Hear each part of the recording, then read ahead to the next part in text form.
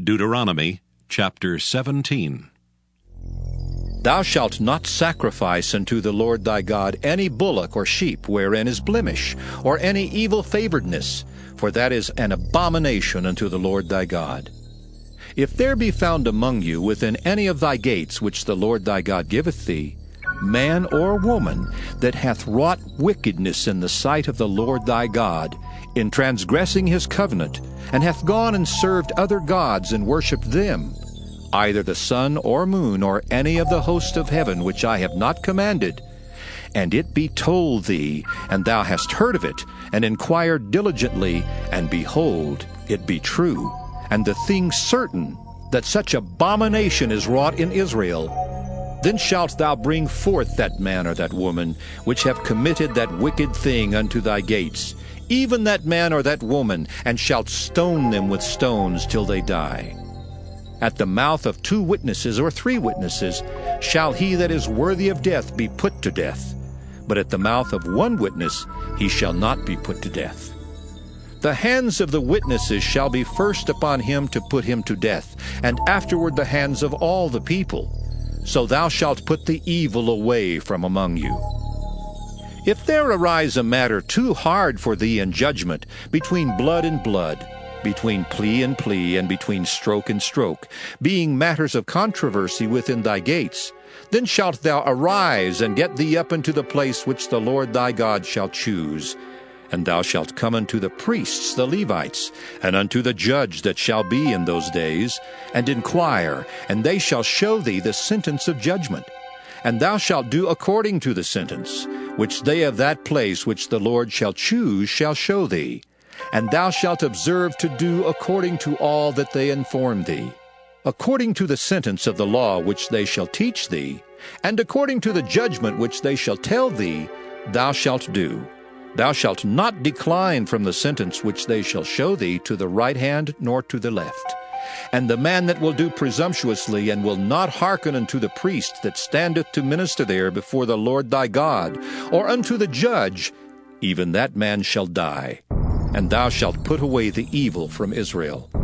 And all the people shall hear and fear, and do no more presumptuously. When thou art come unto the land which the Lord thy God giveth thee, and shalt possess it, and shalt dwell therein, and shalt say, I will set a king over me, like as all the nations that are about me. Thou shalt in any wise set him king over thee, whom the Lord thy God shall choose. One from among thy brethren shalt thou set king over thee. Thou mayest not set a stranger over thee, which is not thy brother. But he shall not multiply horses to himself, nor cause the people to return to Egypt, to the end that he should multiply horses. For as much as the Lord hath said unto you, ye shall henceforth return no more that way. Neither shall he multiply wives to himself, that his heart turn not away. Neither shall he greatly multiply to himself silver and gold, and it shall be, when he sitteth upon the throne of his kingdom, that he shall write him a copy of this law in a book out of that which is before the priests the Levites. And it shall be with him, and he shall read therein all the days of his life, that he may learn to fear the Lord his God, to keep all the words of this law and these statutes, to do them, that his heart be not lifted up above his brethren, and that he turn not aside from the commandment, to the right hand or to the left, to the end that he may prolong his days in his kingdom, he and his children, in the midst of Israel. Now, friends, we're coming to a most unusual section in the book of Deuteronomy. In chapters 17 and 18, we have here a section that deals with regulations that would control a king, a priest, and a prophet. And this has to do with the office of all 3, the office of king, the office of a priest, and the office of a prophet. These were the 3 main offices in the nation Israel, in the theocracy that God had set up for these people. Now, will you notice, as we begin verse 1 in chapter 17, Thou shalt not sacrifice unto the Lord thy God any bullock or sheep, wherein is blemish, or any evil favoredness, for that is an abomination unto the Lord thy God. Now, friends, this almost touches a great many folk today who give God their second-hand clothes. We send it to the mission or to the missionaries. Or we give God that which is left over. We don't give Him the best. Now, God says that the firstborn of every creature belonged to Him, and everything presented to Him, every offering, was without spot or blemish. You will find that in Malachi, one of the charges God made against His people that brought down judgment, in fact, it was number one in the list of charges, was that they were offering to God a sick cow, a sick animal. For instance, they have a very fine young bullock, and the man has decided to keep that bullock. But one morning he gets up, goes out to his barn lot, and there's this animal sick. So he says to his boys, "Hustle up, boys, we'll put it in the truck, rush it off over to the temple, and we'll offer this prize bullock to the Lord." And the neighbors would say, "My, look at Mr. So-and-so. Isn't he generous? He's giving God that prize bullock." God says, "I don't want it." God says, "I don't accept it." And God says that that is absolutely meaningless. You know, a great many of us believers, the way we do business with God, we'd be arrested and put in a penitentiary if we did business in the business world with other individuals like that today. That is a place where many of us could check up ourselves. How honest are we with God in financial matters? Now, don't misunderstand. God says He's not poor. He's not asking for anything. He says, "The cattle on 1,000 hills are mine. I don't want your old sick cow." And He says that the gold and silver is mine. You couldn't give God anything, friends. But you know, He permits us to do this. Why? For the blessing to our own soul. And it doesn't bless us when we are beggarly and stingy with God. This is very important, you see. Now, verse 2, he's talking here now about idolatry among the people. These are laws in this chapter that pertain to different areas of their common culture of that day.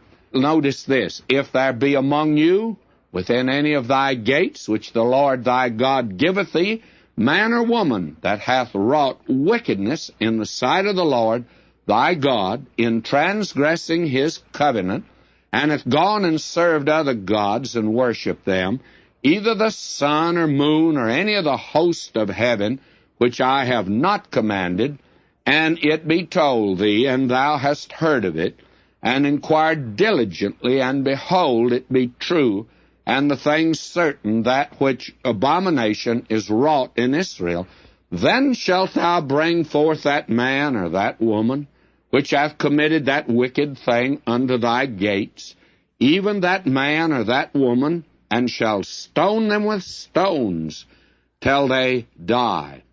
Now, this was an absolute law against idolatry. You say, what was the penalty for breaking the 10 Commandments? As we've called attention to this before, the penalty for breaking any one of the commandments was stoning to death. For some reason, God was not very enlightened with the enlightenment of this generation. We are so generous, and we are so loving, and we're so civilized today, we've gotten rid of the death penalty. But the very interesting thing is, we have the most lawless society that the world has ever seen. Sometimes makes you wonder if maybe God wasn't right after all. If you want to know the truth, I think He was right. And this was the penalty. Now, you'll notice those that worship the sun, moon, or the host of heaven. If you look into Greek mythology and the idolatry of the Orient, you will find out that many of the gods and goddesses are associated with the sun, moon, and stars. That was common among the Greeks. As you know, we identified Diana was the goddess of the moon, for instance. And we find Apollo the sun, and so on and so on. As God put it, they worship the creature rather than the Creator. Where did that begin? I personally think it began at the Tower of Babel. The Tower of Babel actually was a rallying place for those against God. And they were against God now. Why? Well, he'd sent a flood. And now they're going to worship the sun. Sun, according to them, never sent a flood. The very interesting thing is they didn't know that it was the sun that drew the water up, that sent the rain and moved the clouds across the sky. But you see, in idolatry, and the science of that day wasn't very accurate. And maybe the science of our day doesn't have the final word. A great many people today feel like man's wisdom and knowledge is accurate. Now, they were quite inaccurate in that day. So they turned to worship the sun and the moon and the stars. They seem to be friendly, and they worship them rather than the Creator who made them. And this is God's condemnation. It's breaking the first and second commandments. Now, will you notice, verse 6, at the mouth of 2 witnesses or 3 witnesses shall he that is worthy of death be put to death, but at the mouth of 1 witness he shall not be put to death. Now, I want you to notice this, because this is very important also. It wasn't arbitrary. In other words, a man couldn't rush in, and he had it in for his neighbor, and then say, this man, I saw him worshiping the sun god, or Ashtaroth, the Babylonian god, or Ishtar, or Aphrodite, or Venus, or any of these. That wasn't any good. There had to be 2 or more witnesses. It took that to condemn the man, you see. Now today, 1 witness can send a man to the gas chamber or the electric chair. I personally do not think that that should be permitted. I feel like that you need more than 1 witness in any case. And here, God always said there had to be 2 or more witnesses. You see, God's not arbitrary. He was being very fair in his dealings. Now here, they were to always refer everything to the priests. Why? Well, because this was the theocracy, and they should never have had a king. They'll ask for one later on, as you well know, and God will give it to them. You know, he granted their requests. It was said of those in the wilderness, but he sent leanness to their souls. You know, if God answered many of our prayers like we pray them, it'd be the biggest mistake in the world. And God's very gracious, and he says no to us many times. He does that to me, and I'm sure he does it to you. Now, notice verse 8.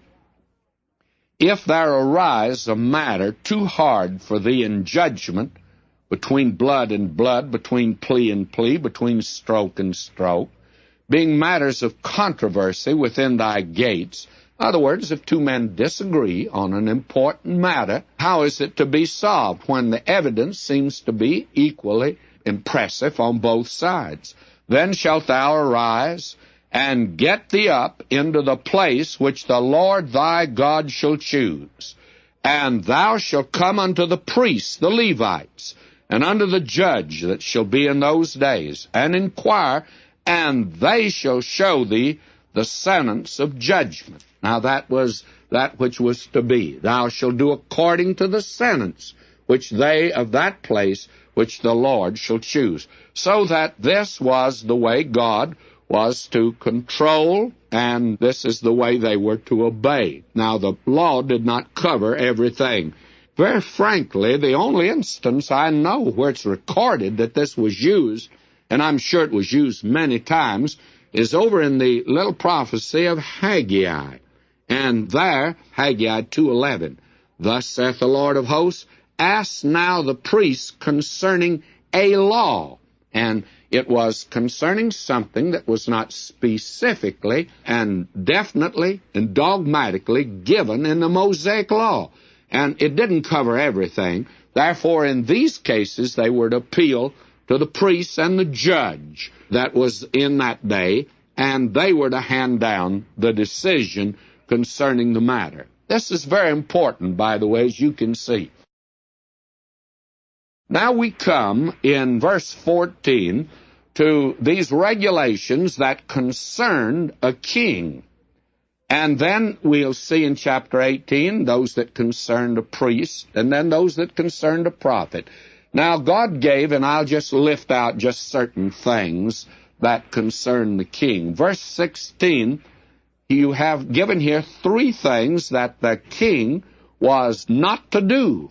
And you know what? Well, let's read them and we'll see. First, but he shall not multiply horses to himself, nor cause the people to return to Egypt, to the end that he should multiply horses. Forasmuch as the Lord hath said unto you, ye shall henceforth return no more that way. Now, this man Solomon multiplied horses. I was at Megiddo, and the thing that impressed me at Megiddo is not so much the Battle of Armageddon. The thing that is there, the ruins of the stables of Solomon. And those were just one stable, by the way. I think the stables of Solomon would have made any racetrack in this country today look like a tenant farmer's barn in Georgia. I'm confident that this man Solomon went all out in this direction. And this is the reason God warned them of it, because in multiplying horses, Egypt was the place in that day that really raised horses. You remember that even today there's a breed of horse, I understand, called the Egyptian, and is a very fine horse. Now, the second thing the king was not to do, neither shall he multiply wives to himself, that his heart turn not away. Well, who did that? Well, Solomon went all out in this direction also, and it was his wives that turned him away from God. You see, the Lord, here at the very beginning, puts up the road warning sign, don't go down this way, be careful. And then the third thing, here in verse 17 that's mentioned, neither shall he greatly multiply to himself silver and gold. And actually, Solomon cornered the silver and gold market of his day. David had begun that. David was collecting it, of course, to build the temple. But this is God's warning against that, which was the undoing of Solomon and finally brought the division of the kingdom and ultimately the captivity of both the northern and the southern kingdoms.